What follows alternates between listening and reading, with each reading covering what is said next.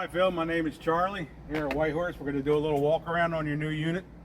We're going to start up front. I'm going to show you some of the various features of it, and we're going to go around to the other side. We're going to go inside and answer any questions you got inside, or tell you how everything operates inside. So let's start out with the very front. We got your power tongue jack. Does two things. Raises and lowers the front end so you can put it off and on the truck a lot easier. Second thing it does is kind of level you when you're at a campground. Level your front to rear. It does have the side jack, stabilizer jacks on each corner. They are stabilizers, not jacks. They're meant to stabilize, take that play out of the suspension. So you get to the campground, you level it out, you put them things down on maybe a 4x4 block of wood or plastic blocks, whatever you have. Crank them down maybe a turn and a half, and that's going to take the suspension travel out. Make it all nice and steady inside. Moving over here, you also have a light on here too to hook up at night if you need to. Moving over here, you got two 20-pound propane tanks with a failover. So what they do is, with them both open, like we like to run them, you got this little guy right here pointing to this tank. This tank is going to be your primary tank. It's going to take all the fuel out of it first. When that tank is exhausted, it automatically goes to this tank. You'll know that by this gauge right down here. This gauge here will turn red when this tank is empty. At that point, you're going to flip this guy over to this side. You're going to take this tank off, go get it filled, bring it back, put it on. Now at that point, you keep this tank. Now this becomes your primary, and that's your secondary. You just flip-flop back and forth like that all the time. I always start out at curbside, just what I do. That's how it starts. Going down the road, you can turn these things off. You don't use any gas in this thing. Your refrigerator is a 12-volt electric refrigerator. We'll hit on that in a moment or so. Behind here, you got your 12-volt deep cycle battery. So it's a marine battery. If you're at a campground, or you're at your house and you're plugged in, or you're going down the road in your truck, it's going to stay charged. It does have a solar controller on it too. It's going to kind of charge it also. It's not going to keep up with the demands of the refrigerator, but it will charge as a trickle charge. So as long as you're plugged in at a campground, or to your truck, or in the house, everything will work fine. You do have room over here for another battery if you decide to put one on here too. Let's move around this side. So on this particular model, you have your VIN tag right here. So the VIN tag does show build date, shows tire pressures, it shows serial number, everything you need to know about this. Probably best to have a picture of that on your phone if you ever need it. Your first slide out's a Schwintek, or your only slide out's a Schwintek slide. So your Schwintek slide right here, we'll go over the operation of that once we get inside. You got the two railings right here. You know it's a Schwintek. I always put a little bit of dried silicone lube on it once a year, maybe twice a year. Nothing, no WD-40, no grease, nothing like that. Under here we got the generator. So your generator lives in here. This cover comes off so you can check all your fluids. Your oil check is right here, air cleaner's right here, carburetor's right here, actually right here. Your main breaker switch is down here. That's your 30 amp switch. If you're ever running this thing and it's not putting out any power, the first thing you want to check is that switch right down there. And when you start this thing up, it takes somewhere around 40 seconds for it to supply electric. 40 seconds to a minute. So don't be surprised if it takes a little long before you get power in there. About 40 seconds to a minute it should. If it doesn't, you want to check that breaker. Now you can start it from out here also. I'm not going to do that right now. We'll start it from inside, but there is a switch here that you can start from outside here. When you're running this thing, it's important to always have this cover on because it directs the airflow. If you run it without the cover, you risk the thing of overheating it. You always want to have that cover on and locked. And you can, because of the air vents in this thing, you can close the compartment with it running. It's not going to hurt nothing. Pipe force right there. Over here is our main Nautilus system. We have a battery disconnect up top. We have a 110 volt outlet right here. We have your fresh water and your winterizing tube right here. So basically, you can see it's all color coordinated right here. You got the blue and the green knob. Wherever you're doing, if you're sanitizing, if you're dry camping, if you're winterizing or city water, you put those knobs according to what it is. Right now, We're in a dry camping mode because I'm going to show you how the sink and everything works. So we're drawing from inside the tank. If you're hooked up with a city water connection to here, it comes up through here. The hose comes up through there, white hose, blue stripe. That you won't need to turn the pump on for. The only time you need the pump is when you're drawing from the tank. Also has a black tank flush, but we'll get to that in a second. Right now we want to go over the tank flush system right here.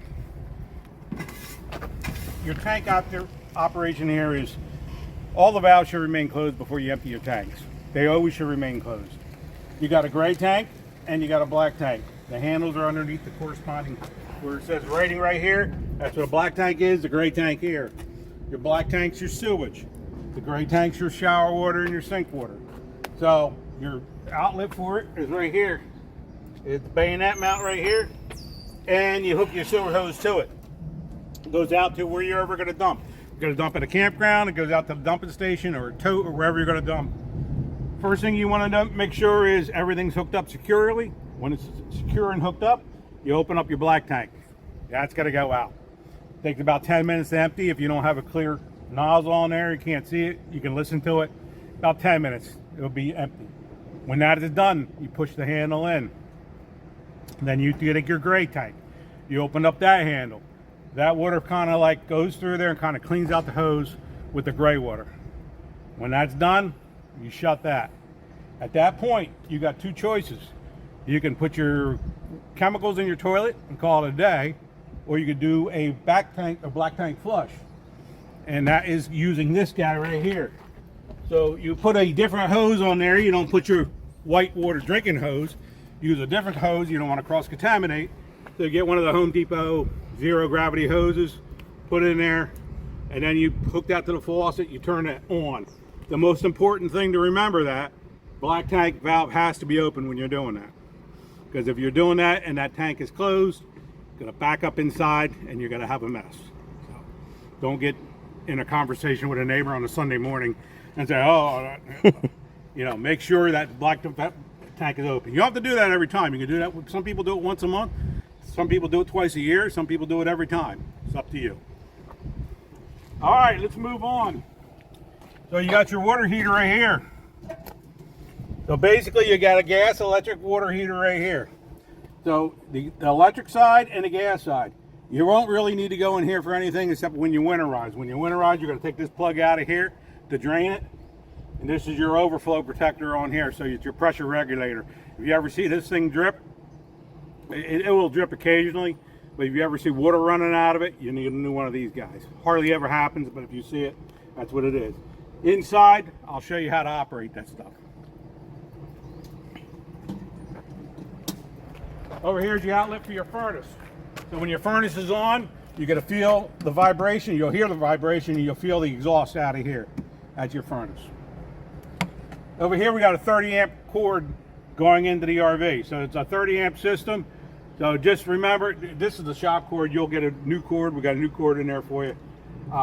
It's 30 amps. In there we'll go over how the system sheds that power.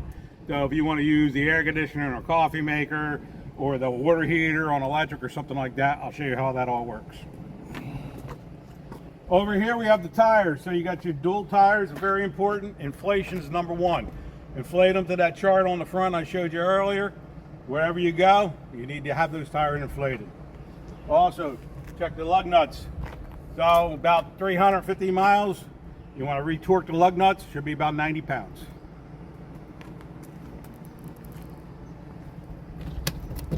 All right, you notice all these doors do stay up too magnetically, so you don't bop yourself in the head with them. This is your fuel station. So here's gasoline only. Do not put diesel in it or anything else. Got to be gas in there, right? So the gas in there does two things. It runs a generator and also is your fuel station. So if you got like motorcycles or something to fill up with gas, you can fill them up with this nozzle right here. This pump turns on. That pump turns on, you know you're ready to pump. So it will turn off in 5 minutes if you don't use it. So it's an automatic safety. Your ladder right here. So this ladder comes out to the side, folds up to the side when you're not using it. When you are using it, You fold it out like that so you can climb to the roof. So you're going up to the roof for two things. You're going to check condition of the roof twice a year. You're going to go up there and you're looking for any dried out caulking. If you see dry out caulking, you got to get some Dicor self-leveling compound and go over everything that's dry up there. Very important that you keep that roof in good shape. Now, if you're parked under a tree or something and a branch happens to fall on it, you might not even know it. It might put a rip in the roof or a tear in the roof. At that point, some Everbond self-adhesive tape goes on there, Dicor goes around that, and your patch is complete. When this ladder's not in use, you want to fold it up and put these pins in there.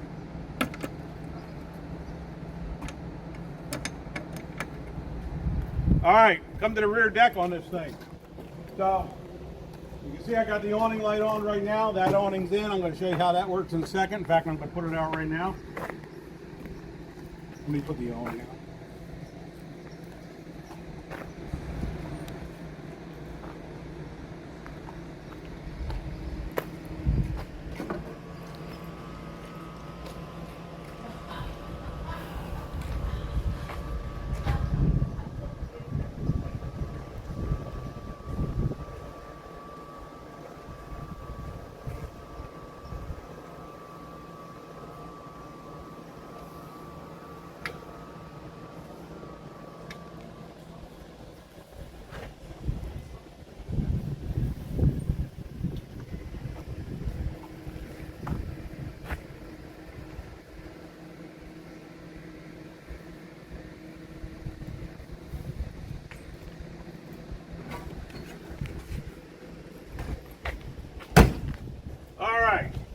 Awning in the rear goes out, pretty self-explanatory. A button inside, press it in and out, retractable, just like your side awning. We'll talk about that in a minute. You got your deck here, rear deck. These cables hold it up as a deck mode. If you unhook the cables from down here, it goes down as a ramp mode. So now you can load your stuff in there.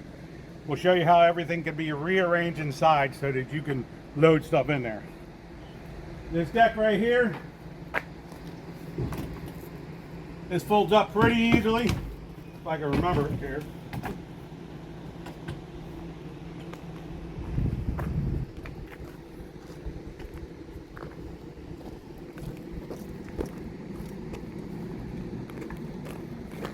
That part goes down like this. This part goes up like this. Hooks in like this. Also has a little bungee cord. Puts on there like this. And there will be a Velcro. Yeah. Velcro into this.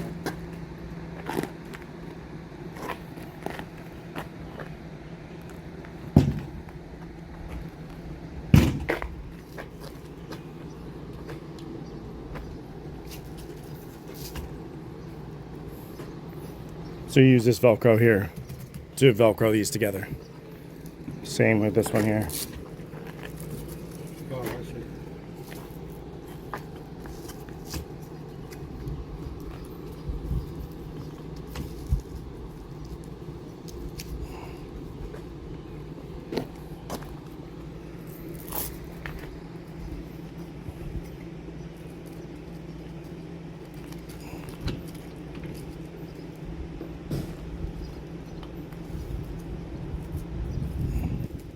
Folded down like they are. We pick this thing up. It's a one-person job, but it's nice to have two people do it. You just want to watch these cables. They have a tendency to get caught in the sides. So you just keep your eye on it like that. Put it up like that. This side, same way. These are lockable up here with the keys supplied.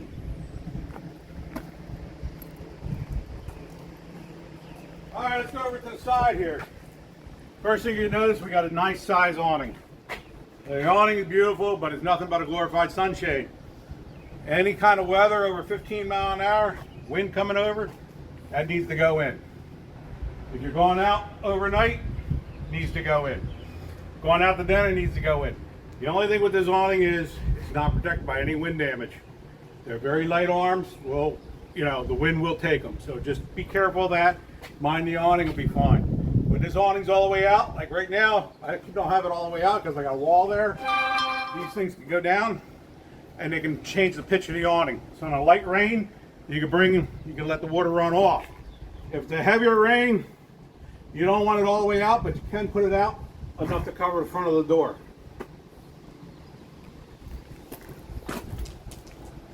Over here you have a friction door. So what that is, the wind won't take it. It's meant to be stiff like this. Wind comes up, it's not really going to take the door anywhere. We have an outside spot for your TV. So you got a cable outlet right here, and you got a 110 outlet right here. I recommend if you have to have TV outside, probably best to have it on the ground on a table.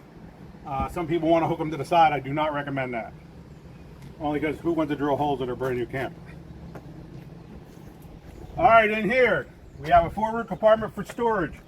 We also have your battery disconnect right in here. We have your front cab lights right here. This switch right here, turn it off and on. Your front fancy lights in the front will go off. You also have a internal light here that's motion detecting internal light. This is a heated cab, but this is a heated compartment also. You have an inverter here. Now this inverter, what that does is if you don't have any 110 hookup and you don't have your generator on, quiet time at a campground site, and you need some power to run the TV and maybe a few of the outlets inside, you turn this guy on right like this. That green light comes on, it beeps, the inverter's on. So that means that TV now will work off the inverter even though you're not plugged in. Now, the secret to that, only use it when you need to, because it does draw some power also. So if you're plugged in or you're not using the inverter, it's best to shut it off. Shut it off the same way, just hold that button until it beeps, light goes out, it's off. The battery disconnect, like we talked about right here, in the on position. If I can't pull this key out, the battery's connected. If I turn it and pull the key out, the battery's disconnected. The only time you're going to disconnect the battery is on long periods of time when you're not using the camper. You turn it off like when you're winterizing it, and then I would turn it off, take the battery out up front, put it on a trickle charger in a garage or shed or something like that. That'd be fun.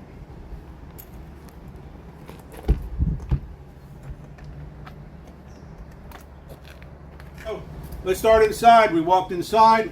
You got these two cabinets up here. One cabinet is your control panel. This hole right here is your control panel, gives you your fuel gauge, your generator, and various lights, and also your gauges for your battery. So I can press that, see my battery's 100%. Freshwater's got a third in it. And we got black, gray, gray too. You have nothing in them, all right? Ceiling lights are right here. Turn it off and on, ceiling lights. Rear light is for that light under the rear awning. That goes off and on with that. Water pump, if you're going to be using it as a dry camping, it means you don't have city water connected and you need to have water coming out of the spigots, that needs to be on. Like we're going to show you some water coming out of the spigots now, I need to turn it on. So you got gas and electric here for your hot water. So you got your gas right here, you turn that on like that, it's going to heat it with gas. Gas is automatically going to flow. This little red light up here will light if it doesn't light. So if you see that red light on, you know it didn't light. It means you either don't have the gas on, you're out of gas, or there's a problem.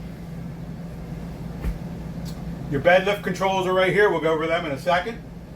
Your slide controls here for the bedroom slide. We'll go over that later on too. Awning controls are right here. So we're going to put your awning in right now. Cliff can spin around and look at that awning through the window. I'm going to put it in by holding the button. Now that awning stops anywhere you want. You just have to release the button. You can stop it if there's a tree in the way. I mean, you're putting it out. It's also 12 volt. Doesn't need to be running off of 110 or anything like that.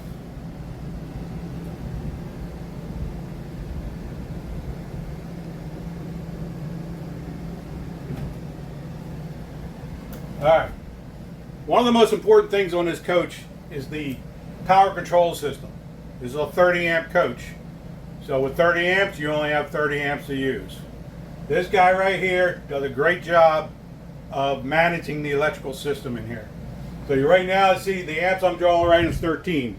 I got the air conditioner on right now, and that's basically, and some lights on. We got 13. If I scroll through this thing, I see a service. We're at 30 amp service. our hot water heater is powered, our front AC is powered, rear AC is powered, which we don't have, but it's just says the microwave is powered, and the amps will tell you 13. So kind of like what happens with this guy is this. With that air conditioner on, I'm running 13. That means what do I got? 17 amps to play with. So if I was to put the hot water heater on electric, right, now I'm up to 24 amps. So now I only got 6 amps. So if I ran a coffee maker with that, what's going to happen is this guy knows, it's smart enough to know it's going to start shedding power. It will turn off the compressor on the air conditioner first and save me some amps that way until it feels that I'm clear of the electric load, and then it will go back to normal again. So that's what that guy does. If I shut off that electric side of it, I'm back down to 13. So you got to remember, you can help yourself too when you're in a campground or you're in a field. Use the gas part of it. I mean, don't use the electric. I mean, because you got 30 amps, and that equates whether you're on the generator or you're plugged in. It's 30 amp is 30 amp. All right, so let's go down to your generator system. So your generator system right here, you got a fuel gauge in here, and you got the generator start right here. So to start the generator, what you do is you always hold the button down on stop until you see that light up. I'm priming the system. Generator will start up like that. The red light's on. It's going to run. It's going to switch over and run everything on generator power. Even if you're plugged in, it's going to sense that the generator's on and do that. To shut the generator off, basically like that. Now you see you got the indicator. If you got 2 low flashes here, it's low oil pressure. Where I showed you earlier how to check the oil in that thing, that's how you would check it. 3 flashes, service required, and 4 is over crank, means probably you're out of gas. I think that concludes inside here. We're going to keep that open for a minute. We're going to come right down here to the TV. So your TV, smart TV. So if you've got a Fire Stick, well, you don't really need one. It's a Roku TV. So you just turn her on like that. Roku TV. At that point, you can, if you wanted to watch live TV or antenna TV, you have an antenna on this. So we'll pick up local stations. The trick to that is, on this TV here, or any TV in an RV, you got this booster right here. Booster's lit up in red. When that red light's on, it's only going to pick up the antenna TV, the stuff you get over the air if you're near a major city. And it's only going to pick it up from 60 miles away. It ain't going to pick it up from, 80 miles away. It's going to be 60 miles away. It'll pick up a signal. Usually you can get a TV. If you're on cable at a campground and you're hooked to cable, you turn this guy off. That red button shuts that red light off. That booster now is off. You notice my picture went blank because I'm not boosting it anymore. So the cable will not go through that booster. So you got to remember to shut it off. Turn it back on. I got picture ready again.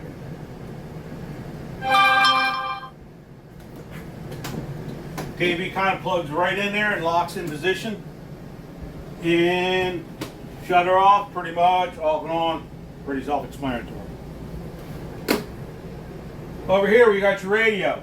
It's a nice radio here. So with this radio here, you got the 2 speakers. You got 2 speakers outside. You got the subwoofer here. I know this little video, the phone's not going to do justice, but you can crank this thing up and we'll do very good, very good. Really a nice radio. Also, you got USB ports right here.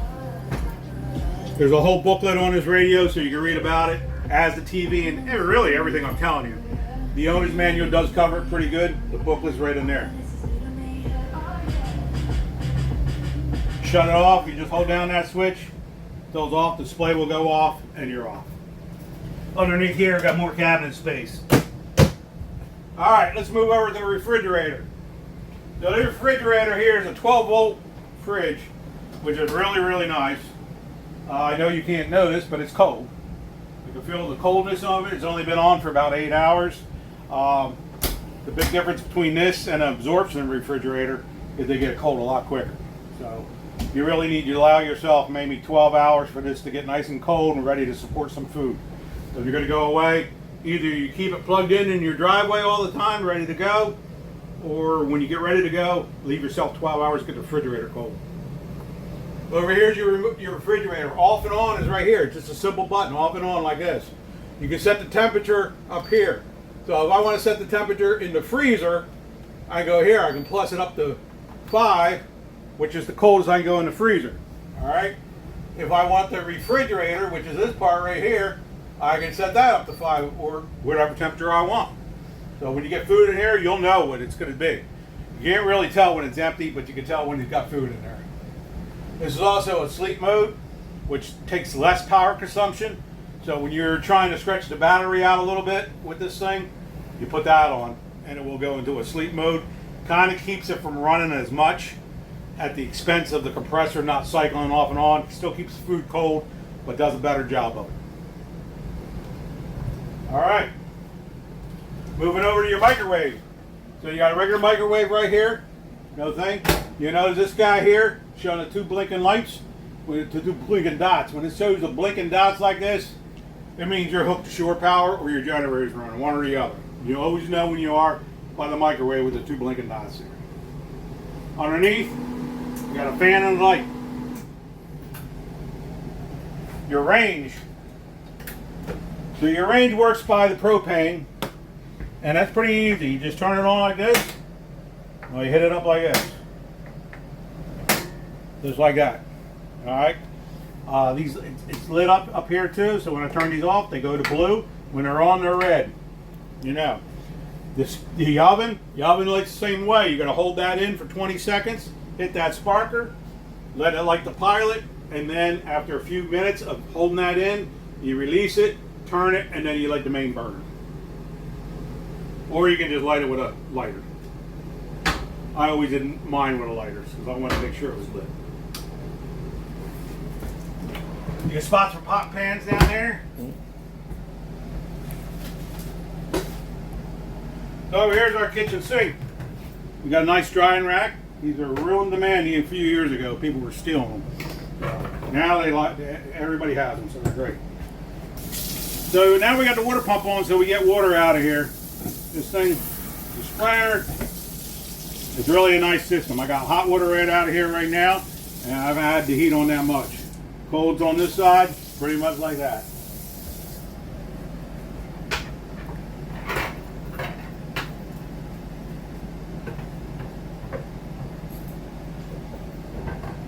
That fits nice and snug right there.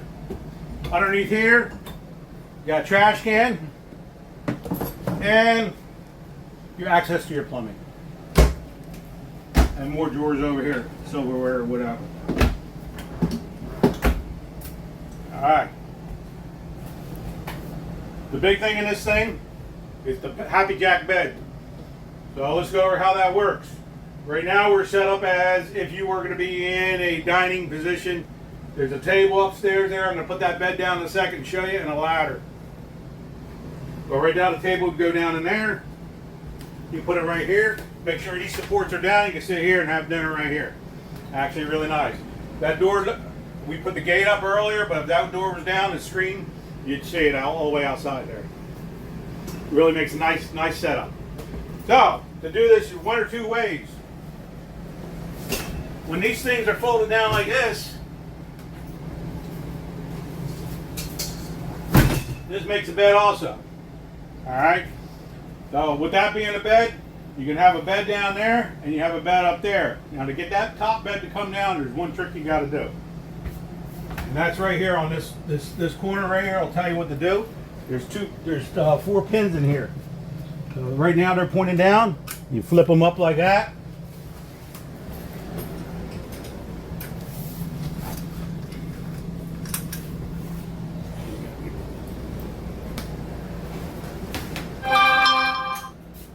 All flip. So now when I bring this thing up, it's going to go to that top bunk and bring that down with it.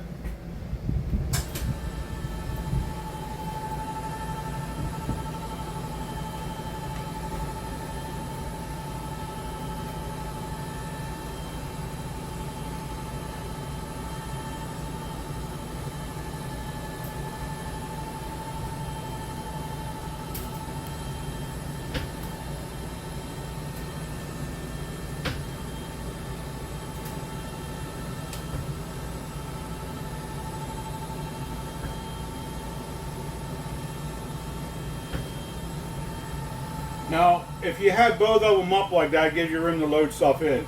I'm going to pause it a second when we get all the way to the top, and I'll show you what that looks like.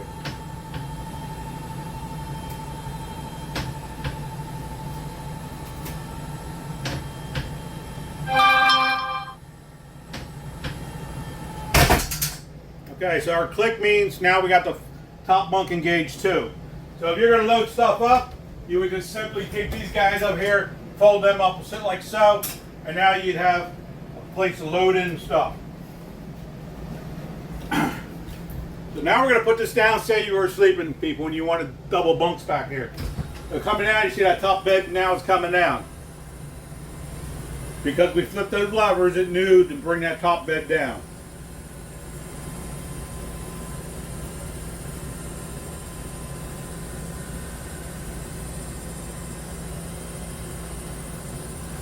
Now we'll go to a predetermined spot, right about now.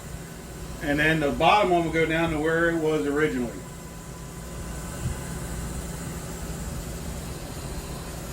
Now, should you travel with down or? Well, a lot of people, that's a common thing. I like to travel with them down like they're going to be right now. And that's where I'm going to leave them. Now, you know that little isolation going on there? They all do that. Don't get worried about that.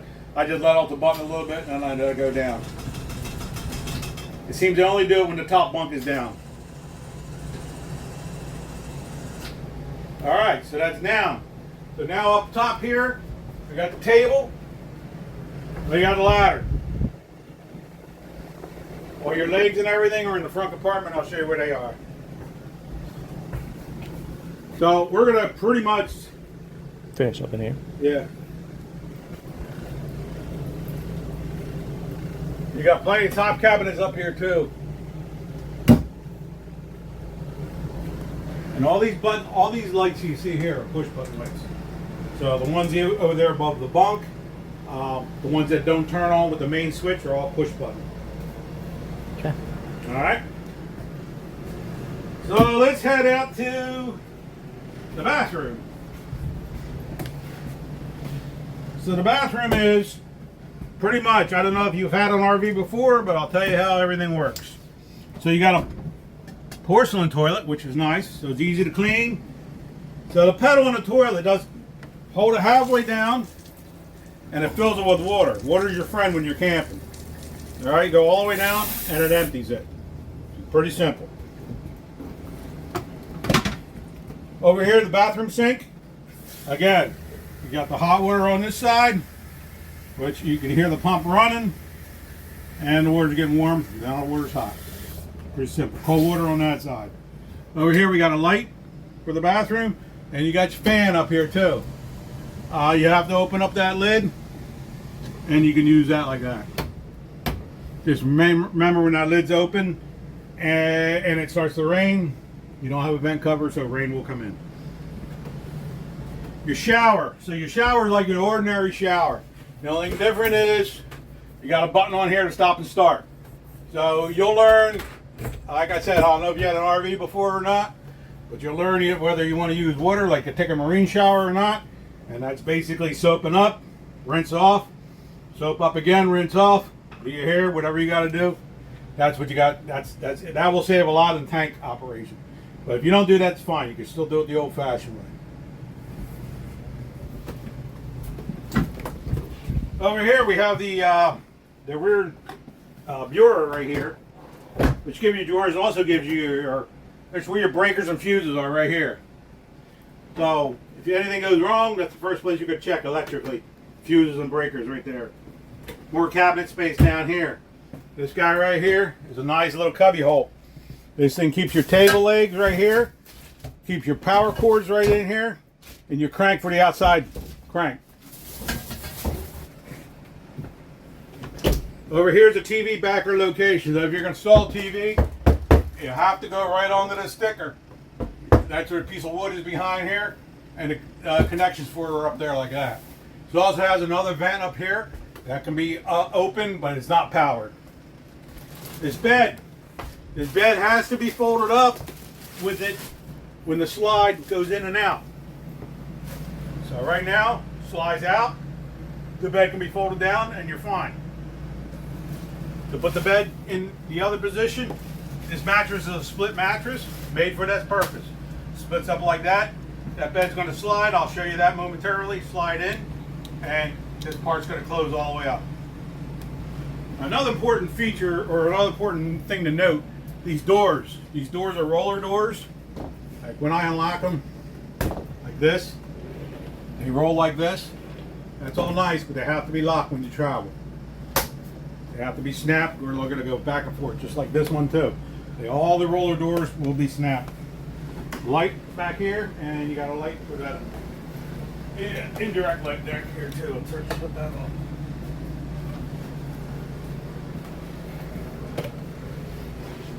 All right, you got two reclining chairs over here, which are really nice. Move it anywhere you want. Probably if you're going to be, carrying stuff around in here, they'll probably have to be moved all the way up. Maybe strapped down up here a little bit, and give you more room to get stuff in. It also has a counter extension over here, which is really nice. On this side, though, we have the thermostat control. So the thermostat's for the air conditioning and the heater. So to turn it on, we just hit that one button down the bottom. Right now we're on cool high auto because it's pretty warm here in Jersey right now. So we go over here, we go to heat. We go off. We go to fan, we could just have the fan on high or low. The air conditioner on cool high or cool low. And then you can have it, what I like to keep it on is cool high auto. So the fan will automatically adjust to the temperature you got to set. The temperature is adjusted by these little up and down arrows right here. You can set that wherever you want. And the fan will, once it reaches that temperature, either cycle down a little bit, compressor will shut off and on, or whatever. Now, your responsibilities as a new owner, take this bag of books. Right? Every coach is different, whether you had one or not, I don't know. But what you're going to do is everything in here. Grand Design gives you a great owner's manual. Leave through that, tons and tons of information in there. Another good thing you do is YouTube's always a good thing. It's a very popular model. There's a lot of videos out on it. I've been doing this for 35 years. So let me tell you, I still go to YouTube myself. So when you get this book, there's a lot of good reading in there. 2 sets of keys. There's one key on here, does everything. All the compartments, all the doors, we lock, even the rear gate. We'll all lock with the one key. 2 sets. We'll put them in here, and your remote, we'll put that away too. And I think... Pull in your slide. Oh yeah, we're going to pull in the slide, show you how that all works. So we're all set, the bed is folded up, the lights are off, because if you don't turn that rear light off, you might not be able to reach it. So the Schwintek slide is very special. It's got 2 motors on it that need to be synchronized. So the way we do that, you won't have any problems if you keep your finger on the button to the very end when you hear no more noise. You hear no more noise, you release the button. Watch, I'll show you how that's done. So right now I'm going to go in with it. Nothing's in the way. Nobody's on the bed, no pets, no kids, nobody going for a ride. All right. You hear that whirling noise on there? That's the motor spinning up and doing their thing.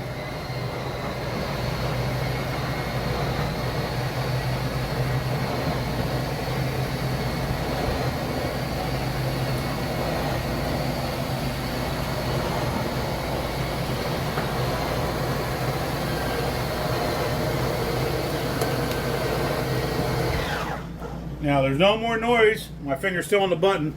I'm releasing right now. Because what happens is the motors have to synchronize.